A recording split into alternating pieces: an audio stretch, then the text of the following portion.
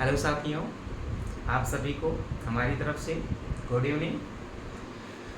आज आपका CTET and all one day exam के लिए मैथ का अगला प्रोसेस सिखाया जाएगा।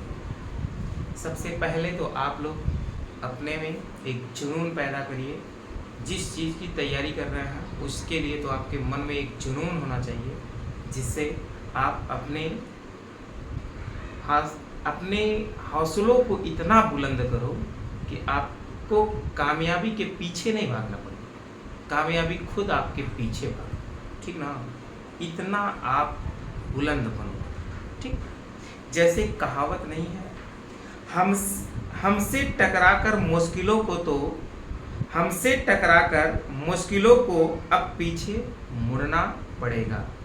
हमसे टकराकर अब मुश्किलों को पीछे मुड़ना पड़ेगा। झुकेगा आसमान चाहे उससे ऊपर उड़ान उड़ना पड़ेगा।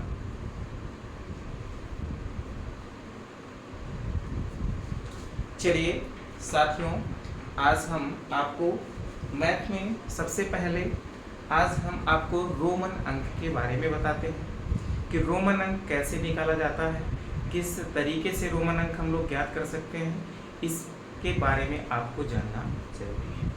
देखिए, रोमन अंक क्या होता है भाई? रोमन अंक या रोमन संख्या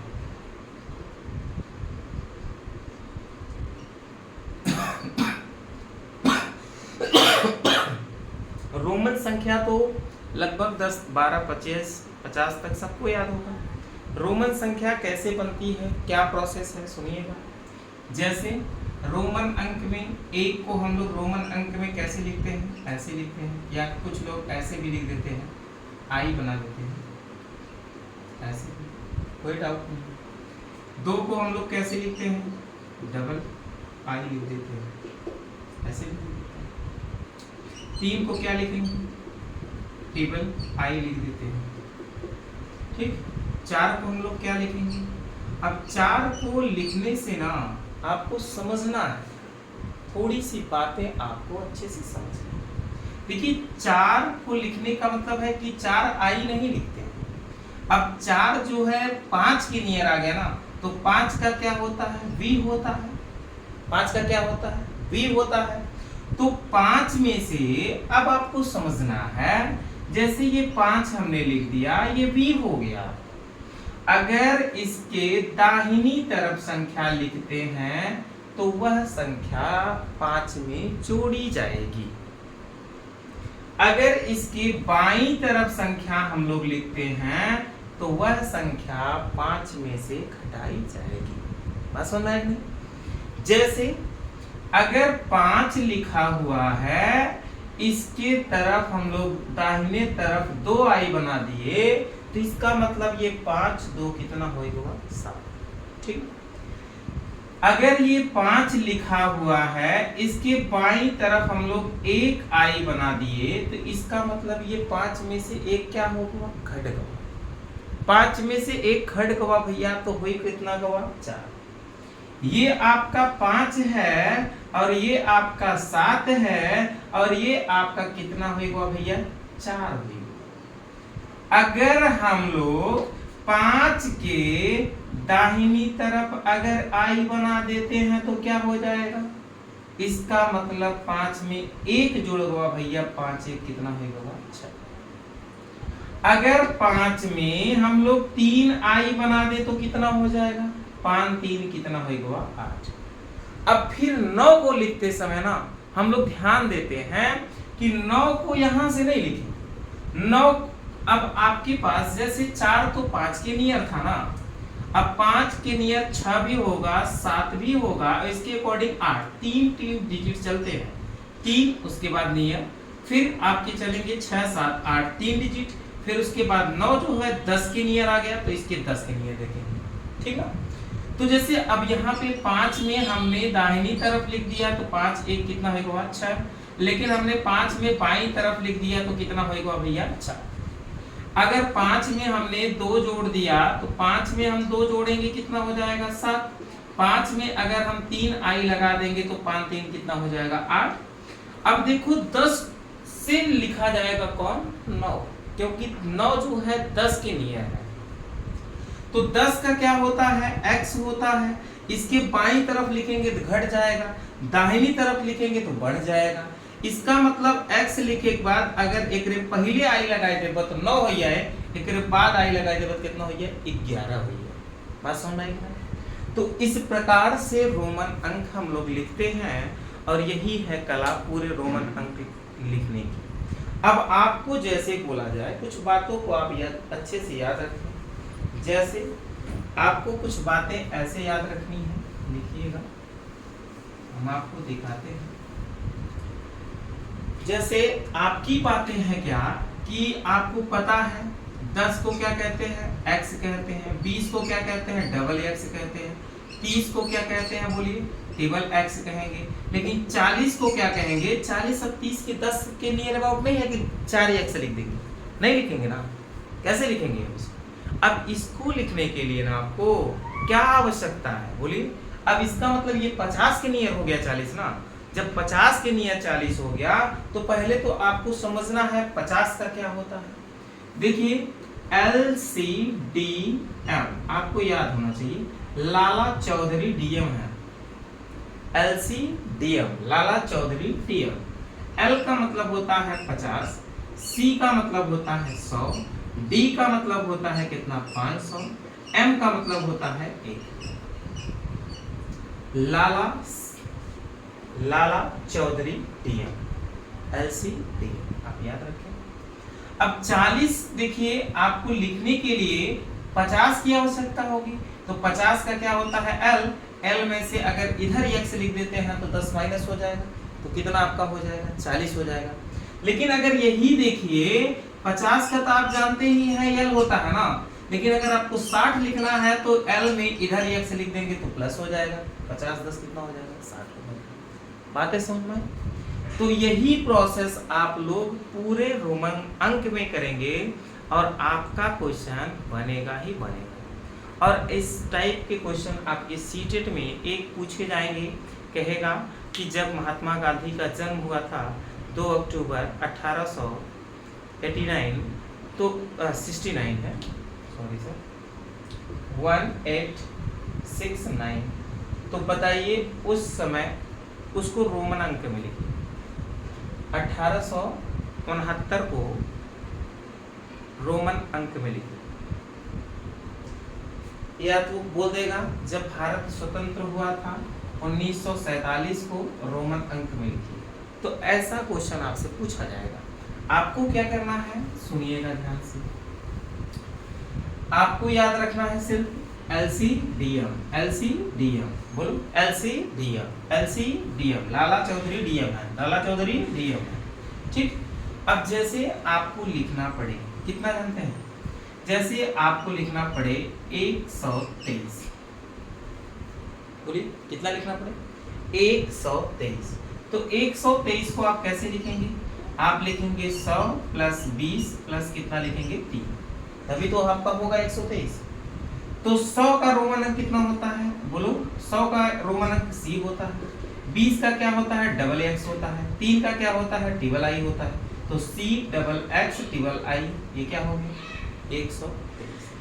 लेकिन अगर आपको लिखना है 253 तो आप कैसे लिखेंगे, 253 लिखना है तो अब 200 का तो कोड नहीं होता है, क्योंकि आप जानते हैं 1 होता है उसके बाद 2 होता है उसके बाद 3 होता है।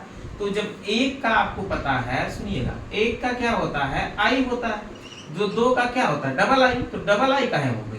इसका मतलब इस 2 को तोड़ा गया है 1 + 1, तो 1 का i फिर 1 का i, तो इसका मतलब इसका क्या होगा डबल i। बात समझ में आ गई?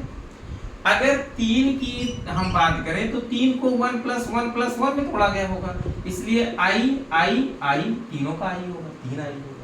तो इसी प्रकार से हम लोग 200 को तोड़ेंगे तो 100 + 100 200, तो 100 का क्या होता है C, 100 का क्या होगा C, 50 का क्या होता है 50 का आपका होता है L और 3 का क्या होता है टिबल i, अर्थात इसका कितना हो जाएगा बोलो CLL टिबल i। बस समझ में?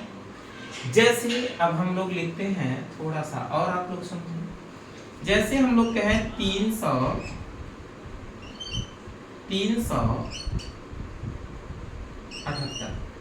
अब ये बताइए 378 को लिखना है तो 300 मतलब 1 में टूटता है हमेशा, 400 होगा तो 5 से घटेगा, तो इसका मतलब 300 को तो 3 सी लिख देना है। और 70 मतलब 7 जो होता है वो 5 में जुड़ता है, तो 5 का क्या होता है 50 का क्या होता है L होता है, और 10 दो जोड़ देंगे तो 50 और 20 कितना होगा 70 होगा। और 8 का क्या होता है 8 का मतलब 5 में 3 जुड़ता है, तो 5 का क्या होता है V और 3 का क्या होता है I, अर्थात इसका बन गया क्या भैया table C L double X V table I। बस बना है। ऐसे ही अगर हम लोग बनाना चाहें तो बनाइएगा 400, मान लेते हैं 479 479 479 का बनाइए जरा।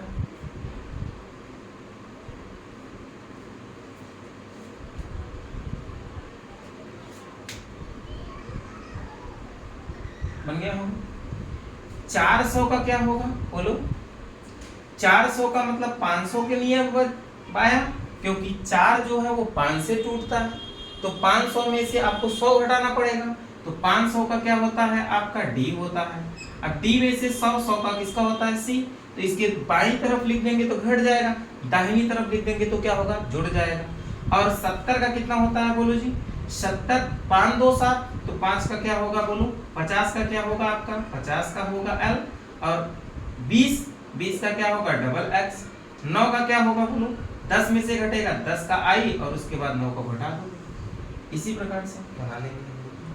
जैसे आगे बढ़ते हैं,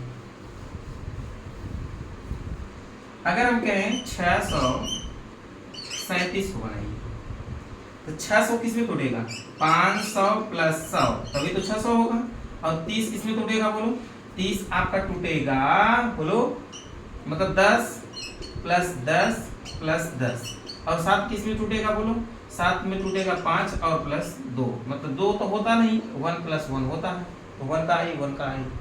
अब देखो 50 का कितना होता है 500 का कितना होता है 500 का आपका D होगा, 100 का कितना होता है जुड़ेगा दाहिनी तरफ लिखा जाएगा, तो 100 का होता है C, 10 का X, 10 का X, 10 का X, 5 का क्या होता है V, और 1 2 आई आप लिख दो 2 आई लिख दो, ये आपका क्या हो जाएगा आंसर हो जाएगा। क्या हो जाएगा D C X X X V I I।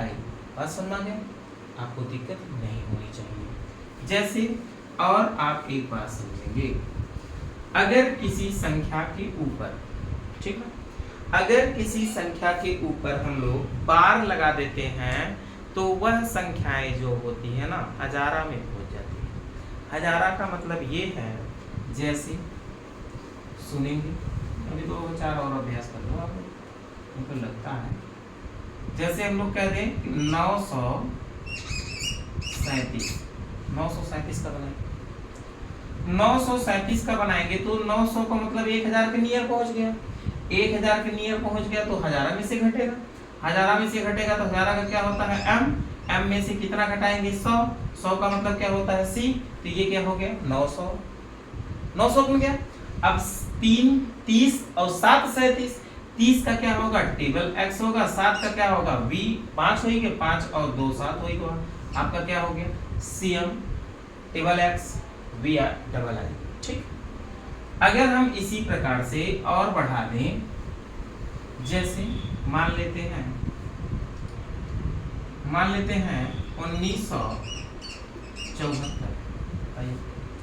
1974 का कितना होगा 1000 हो गया और फिर 900 हो गया, तो 1000 का क्या होता है बोलिए 1000 का होता है M, 900 हजारा के नियर अबाउट पहुंच गया तो हजारा में से घटेगा, तो M हजारा में से कितना घटेगा 100 घटेगा तो 900 हो गया। इसका मतलब ये अगर ना समझ में आए तो ऐसे लिख लीजिए 1000 प्लस 900 और प्लस 74 को तो आप लिख लीजिए। 1000 का क्या हो गया M हो गया। अब 900 का पोर्ट नहीं होता है, तो 10 वाला में से घटाते हैं तो 9 आता है, तो वैसे 1000 वाले में से 100 घटाएंगे तो 900 आएगा। तो इसका मतलब 1000 का क्या होता है, m होता है। 1000 का क्या होता है बोलो, m होता है। और 100 का कितना होता है, c होता है, तो c घट जाएगा, इसके बाईं तरफ लिख देंगे। 70 का क्या होता है, 70 का आपका होगा क्या बोलो, 50 और प्लस 20, तो 50 का क्या होता है बोलो l, और उसके बाद 20 का क्या होता है डबल x, और 4 का क्या होता है बोलिए v में 1 घटा देंगे तो 4 हो जाएगा। ये तो याद ही होगा 4 होगा, तो ये आपका क्या बन गया 1914। जैसे 1947 का निकालिए, 1947 तो वही प्रोसेस है, 1900 के तो वही होगा। 1900 का भी याद होना चाहिए क्या भैया, 1900 का क्या होना चाहिए बोलिए MCM, तो 1900 का आपका हो गया MCM।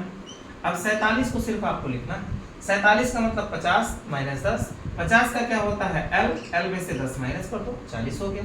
7 का कितना होता है बोलो, 7 का आपका होगा 5 2 7, तो मतलब 5 और 2 7, ये आपका बन गया किसका 1947। तो आई होप हमको यह समझ में आया होगा कि आप लोगों को अब रोमन अंक में कोई प्रॉब्लम नहीं होनी चाहिए। आगे हम लोग प्रोसेस बढ़ाते हैं, इसी प्रकार से लिखेंगे अगली बातें और समझेंगे। आज हम आपको पढ़ाएंगे कुछ मुख्यतः टॉपिक, जैसे सर आप लोगों का सीटेट में एक प्रश्न यहाँ से जरूर आता है, ठीक है, एक प्रश्न यहाँ से होता है कि औसत, इस पे भी आप थोड़ा सा गौर कर लीजिए तो औसत भी आपका बन जाएगा, गारंटी मेरी होगी।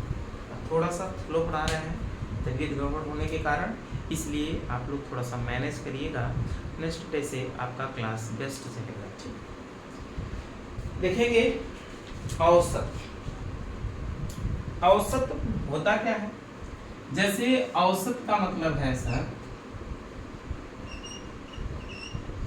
औसत, औसत आपका एवरेज होता है। एवरेज का मतलब है भैया औसत बराबर होता है सभी पदों का योग बटे पदों की संख्या, मतलब पदों का योग बटे पदों की संख्या, पदों का योग बटे पदों की संख्या, अर्थात आप ए एवरेज दिखा दो और पदों का योग मतलब कौन टी बटे पदों की संख्या का मतलब क्या n दिखा दो, अर्थात ए या ऐसे याद रखो n गुणे ए बराबर आपका क्या हो जाएगा टी, यही एक ही फार्मूला याद रखो, सब क्वेश्चन इसी से बन जाएगा। ठीक है, क्या आपको याद रखना है कि नंबर का एवरेज में गुणा करने के बाद आपको क्या मिलता है, योगफल मिलता है। नंबर का एवरेज में गुणा करने के बाद आपको क्या मिलता है जी बोलो, नंबर का एवरेज में गुणा करने के बाद आपको योगफल मिलता है, यह बात आप याद रखें।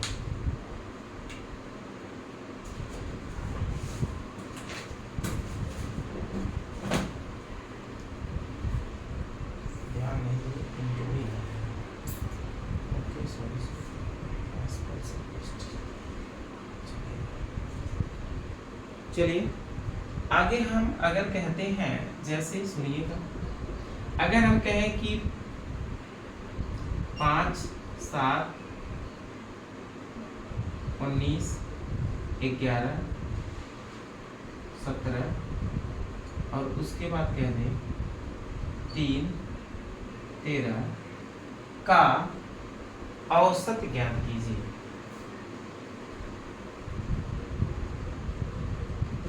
का औसत ज्ञात कीजिए। तो इसका औसत निकालने के लिए आप लोग करेंगे क्या, इसका औसत निकालना है तो आपको पता है कि पदों का योग बटे पदों की संख्या, पदों का योग बटे पदों की संख्या। तो पदों का योग का मतलब क्या है भैया, 5 + 7 + 19 + 11 + 17 + 3 + 13 बटे कितने पद आपके हैं, 1 2 3 4 5 6 7 बटे कितना कर देना 7। अब आपका एवरेज निकल कर आएगा, क्या निकल कर आएगा देखते हैं, सबको जोड़ते हैं तो 20 10 30 30 10 40 40 10 50 50 10 60 60 10 70 70 और बटे कितना हो जाएगा 7, यही होगा। फिर से जोड़ लेते हैं 20 10 30 30 10 40 40 10 50 50 10 60 60 10 70 70 5 75 बटे कितना 7, भाग करेंगे तो 7 एकम 7, भाग नहीं जाएगा 0 बढ़ेगा। अब फिर आपका या तो ऐसे भी लिख सकते हैं कि 5 बटे कितना 7, यही आपका क्या होगा एवरेज। या दशमलव में भी भाग कर सकते हैं, 7 7 49 दशमलव कुछ तो आप बटे में भी भाग कर, दशमलव में भी भाग कर सकते हैं कि 10 दशमलव कितना हो जाएगा 7 7 49, बचेगा आपका कितना 1, फिर 7 एकम 9, अर्थात 10 दशमलव कितना आएगा 7। ठीक, क्या बातें आपको समझ में आई? अब देखिए बात यहाँ पे आपको और क्या सीखना है, जो बातें इंपॉर्टेंट है। अभी हम तो ये नॉर्मल बताए हैं, अभी तो गर्दा बाकी है।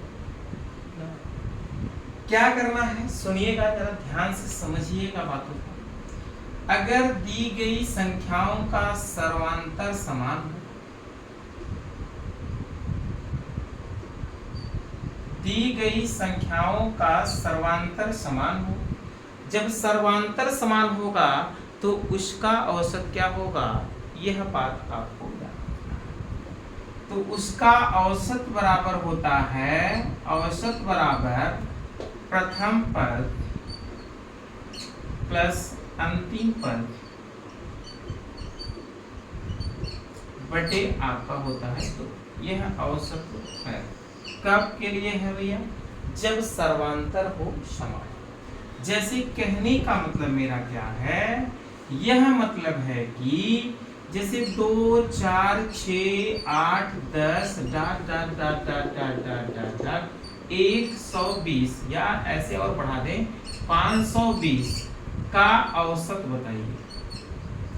तो सर ये है आपको जोड़ना मुश्किल का काम हो गया यहाँ। तो अब देखें इसमें क्या सर्वांतर आपका समान है। सर्वांतर का मतलब होता है कि पदों के बीच का जो अंतर होगा वही आपका सर्वांतर कहलाएगा। तो अब यहाँ पे हम लोग देखते हैं कि पदों के बीच का अंतर, जैसे इस 4 में से 2 घटेगा 2 आएगा, 6 में से 4 घटेगा 2 आएगा, 8 में से 6 घटेगा 2 आएगा। तो सबका सर्वांतर समान आ रहा है ना। जब सर्वांतर समान होगा तो औसत बराबर आपका कुछ सोचना नहीं है, क्या करना है, प्रथम पद में अंतिम पद को जोड़ देना है और बटे 2 कर देना है। अर्थात 500 कितना हो जाएगा 22 बटे 2, डिवाइड करेंगे 2 दूनी 4 2 6 12 2 1 9 2, अर्थात कितना आएगा औसत 261 आएगा। क्या बातें सबको समझ में आ गया? कोई डाउट नहीं होना चाहिए, ना तो कोई, ठीक है, डाउट फिलहाल नहीं होना चाहिए। अब आपको समझना क्या है, दूसरी बात समझेंगे आप लोग अच्छे से। जैसे कह दिया जाए 1 से लेकर 100 तक सभी प्राकृतिक संख्याओं का औसत ज्ञात कीजिए। क्या कह दिया जाए, 1 से लेकर 100 तक सभी प्राकृतिक संख्याओं का औसत ज्ञात कीजिए। तो गिनती आप कैसे लिखेंगे, 1 2 3 4 5 डाट डाट डाट डाट 100 तक लिखेंगे, लिखेंगे कि नहीं लिखेंगे? अब यहाँ पे देखें, गिनती अगर क्रम वाइज लिख रहे हैं तो सर्वांतर वास्तव में समान होगा, क्योंकि इसका अंतर 1 का है, इसका भी अंतर 1 का, सबका अंतर 1 का है। तो अब आपको औसत निकालने के लिए कुछ विशेष नहीं करना है। क्या करना है, प्रथम पद में अंतिम पद जोड़ दीजिए, बटे कितना कर दीजिए 2। अब आपको भैया 101 हो जाएगा, बटे कितना 2, भाग कर दीजिए 2 पचे 10, 50 दशमलव कितना आ जाएगा 5, यही आपका औसत हो जाएगा। अब जैसे कह दिया जाए क्वेश्चन कि 3 के प्रथम 15 गुणजों का औसत ज्ञात कीजिए। मतलब इसका क्या मतलब है कि 3 का पहाड़ा 3 के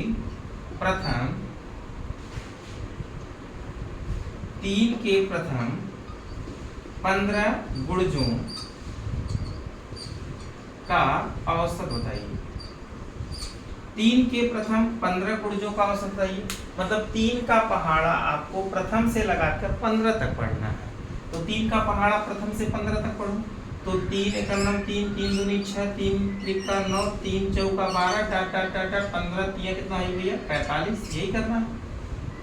तो अब देखिए इसमें भी सर्वांतर आपका समान है, तो आपको सोचना नहीं है। अंतिम पद और प्रथम पद आप जोड़ दीजिए, तो 45 3 कितना हो जाएगा 48, 2 से भागा लगाइए, 2 दूनी 4, 2 चौका 8, अर्थात इसका औसत कितना होगा आपके अकॉर्डिंग, बोलो 24। यही इसका राइट आंसर होगा। अब आपको एक बात याद रखनी है कि अगर औसत के बराबर संख्या जोड़ी अथवा घटाई जाए तो औसत पर कोई प्रभाव नहीं पड़ता। बात समझ में नहीं? औसत के बराबर संख्या जोड़ी अथवा घटाई जाए तो औसत पर कोई प्रभाव नहीं पड़ता। अब यहीं से आपका बेस्ट क्वेश्चन का शुरुआत होता है। अभी तो हमने आपको सिंपल क्वेश्चन से रिडक्शन करवाए हैं, अब यहीं से आपका लेवल क्वेश्चन चलेगा, बेस्ट एंड बेटर क्वेश्चन। फिलहाल सर आज आपको नहीं पढ़ा पाएंगे किसी कारणवश, कल से यहाँ पे यहीं से क्वेश्चन आपका चलेगा, बेस्ट एंड बेटर क्वेश्चन चलेगा।